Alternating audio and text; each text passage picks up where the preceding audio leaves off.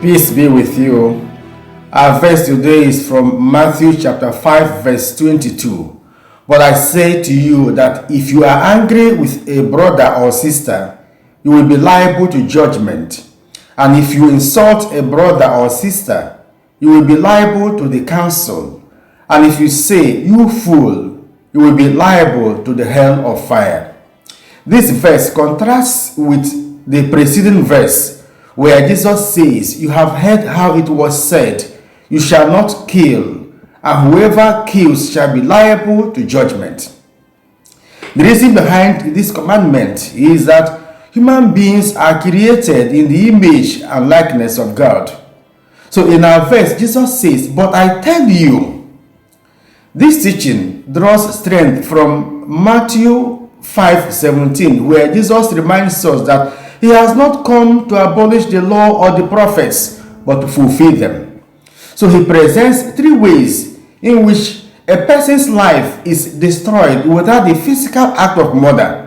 First, he says, if you are angry with a brother or sister, you will be subject to judgment. And this is the same fate that awaits those who are guilty of murder. By this, Jesus gets to the source of murder, which is anger. When we are excessively angry with people, we tend to attack their identity and values. And the climax of it is physical, emotional, or psychological killing.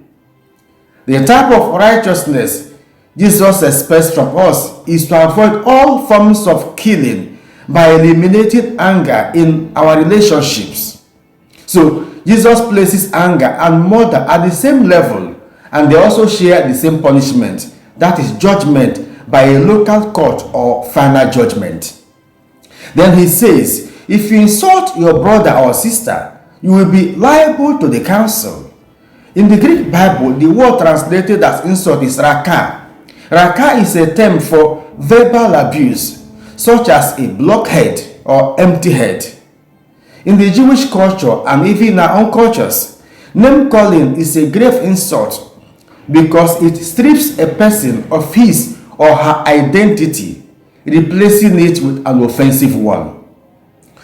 Doing this removes or destroys the significance attached to someone's name.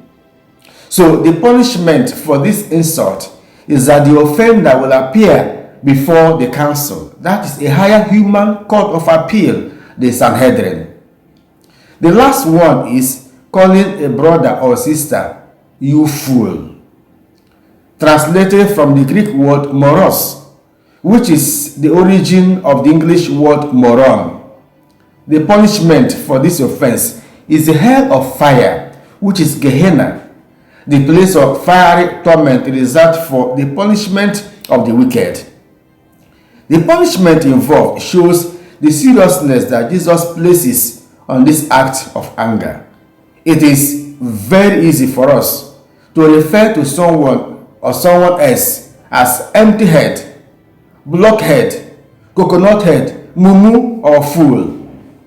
This clearly shows anger and its dangers in a family or community relationship. If God will so punish anger, then we cannot worship him with unclean hearts and without settling our grudges. Dear friends, anger is dangerous. It is deadly and it consumes like a wildfire. It has destroyed promising careers, beautiful families, and lovely relationships. We must reconcile with those who have issues with, and this Lenten season offers us the opportunity to do so. The central point of this radical teaching is Jesus' warning in Matthew chapter 5 verse 20. He says, "For I tell you, unless your righteousness goes deeper than that of the scribes and Pharisees, you will never enter the kingdom of heaven." May God heal us of anger and bitterness, and let his mercy flow upon us like a river. Amen. God bless you. Have a nice day.